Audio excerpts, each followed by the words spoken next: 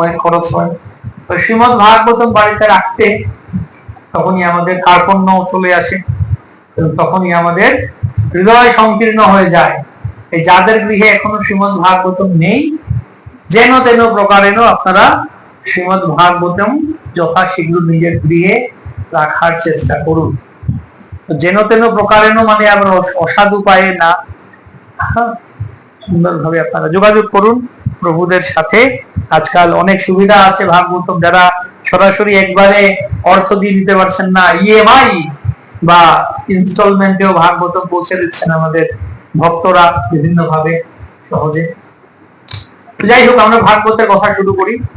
প্রথম স্কন্ধের কথা।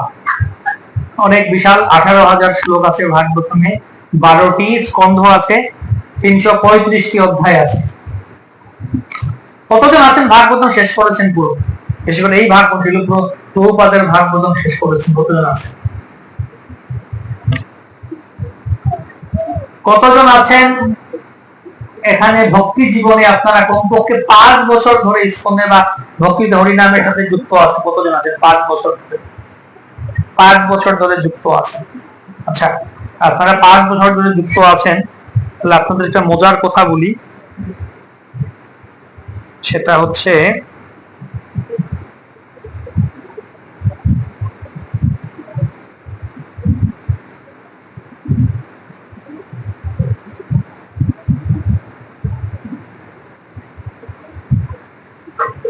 আপনারা যদি প্রতিদিন 7 পৃষ্ঠা করে ভাগবতম পড়তে, 7টি পৃষ্ঠা, 7টা পেজ, একটা পৃষ্ঠা পড়তে কতক্ষণ লাগবে? বেশিক্ষণ, 7 পৃষ্ঠা পড়তে আধা ঘন্টা লাগবে।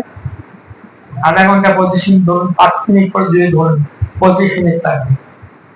যদি 35 মিনিট করে ভাগবতম পড়তেন, তাহলে 5 বছরে একবার ভাগবতম পড়া হয়ে যেত। ভাগবতে কতগুলো পৃষ্ঠা আছে? মানে বাংলা ভাগবতে আমরা একবার গণনা করেছি, ভাগবতে 12,469 পৃষ্ঠা আছে। প্রতিদিন 7টা করে পৃষ্ঠা পড়লে 5 বছরে একবার শেষ হবে। প্রতিদিন 9 পৃষ্ঠা করে পড়লে কয় বছর লাগবে? 4 বছর। প্রতিদিন 12 পৃষ্ঠা করে পড়তে পারলে 3 বছর লাগবে। প্রতিদিন 18 পৃষ্ঠা করে পড়তে পারলে 2 বছরে হয়েছে। তো 18 পৃষ্ঠা করে পড়তে গেলেও আপনাদের ওই 1-1.5 ঘন্টা পড়লে, 1.5 ঘন্টা পড়লে হয়ে যাবে। 35 পৃষ্ঠা করতে পড়তে পারলে 1 বছরে হয়ে যাবে। তো 35 পৃষ্ঠা করতে 2.5-3 ঘন্টা লাগবে সময়। তো শিল প্রভুপাদ তাই চেয়েছিলেন যে 2-3 ঘন্টা শ্রীমদ ভাগবতম প্রভুপাদ বলেছেন প্রতিদিন কমপক্ষে 16 মালা জপ করুন। 16 মালা জপ করতে 2 ঘন্টা সময় লাগে, আর কমপক্ষে 2 ঘন্টা বলছেন আমার গ্রন্থগুলি ভাগবত অধ্যয়ন করুন। যাই হোক, সে অনেক কাল আগের কথা। নৈমিষে অনিমিষ ক্ষেত্রে নৈমিষারণ্য নামক স্থানে ঋষিরা, শৌনকাদি ঋষিরা সমবেত হয়েছে।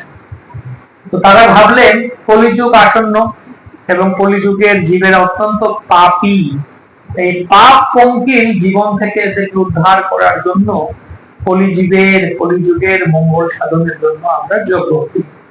সহস্রতম মাসতঃ, তারা সহস্র বৎসর, 1000 বৎসর ধরে যজ্ঞ করার জন্য সমবেত হলেন।